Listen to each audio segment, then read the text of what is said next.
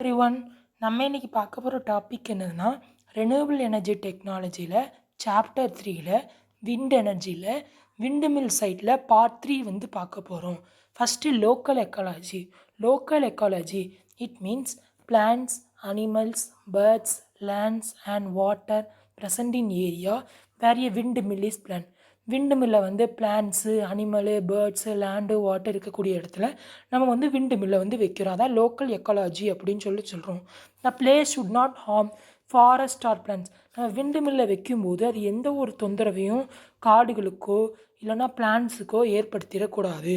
It should not disturb animals and plants. Wind mill should avoid bad migration path. Noise should not affect people or animal. Soil and water resources should not be damaged. இந்த கண்டிஷன்ஸ்லாம் நம்ம வந்து follow பண்ணியிருக்கணும் local எக்காலஜியில் அப்படின்னு சொல்லி நம்ம சொல்கிறோம். Best site local எக்காலஜியில் பார்த்திங்கன்னா try grasslands, high ridges without forest. இந்த இடத்துலலாம் நம்ம லோக்கல் எக்காலஜியில் வந்து வச்சோன்னா விண்டு மில்லை நல்லா இருக்கும் அப்படின்னு சொல்லி சொல்கிறாங்க. Next distance to road or railways. அதாவது விண்டு மில்லில் இருக்கக்கூடிய heavy machineries, structured material, blades, apparatus இதெல்லாம் நம்ம வந்து கேரி பண்ணதுக்கு ரோட் அண்ட் ரயில்வேஸ் டிரான்ஸ்போர்ட்டேஷன் வந்து ரொம்ப முக்கியம். ரோட் அண்ட் ரயில்வே டிரான்ஸ்போர்ட்டேஷனே இல்லாத இடத்துல நம்ம வந்து விண்டு மில்லை வச்சோம்னா அது நமக்கு வந்து ரொம்ப கஷ்டமானதாக இருக்கும். அதனால் ரோட் அண்ட் ரயில்வே டிரான்ஸ்போர்ட்டேஷனுங்கிறது ரொம்ப முக்கியமான ஒன்று. அது இருந்தால் மட்டும்தான் நம்ம வந்து விண்டு மில்லுக்கு தேவையான அப்பரட்டஸ் மெட்டீரியல்லாம் கேரி பண்ணிவிட்டு ஒரு இடத்துல இன்னொரு இடத்துக்கு நம்ம வந்து போக முடியும். Near to site to local centres and users.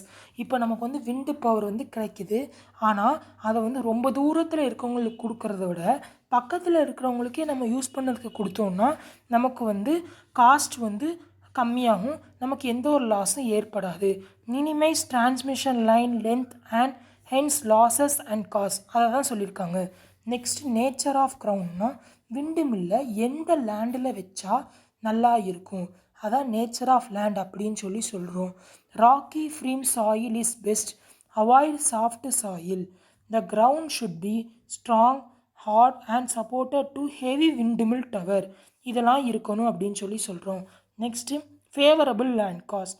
The cost should be favourable to has.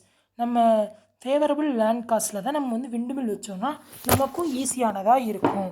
Next others பார்த்தோன்னா salt spray, icing problem, blowing dust should not be there.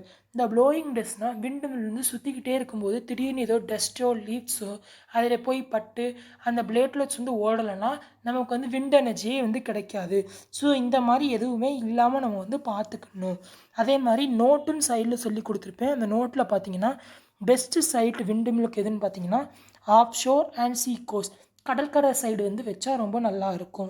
Second best side பார்த்திங்கன்னா மவுண்டெயின்ஸுக்கு நடுவில் வச்சா நல்லாயிருக்கும்.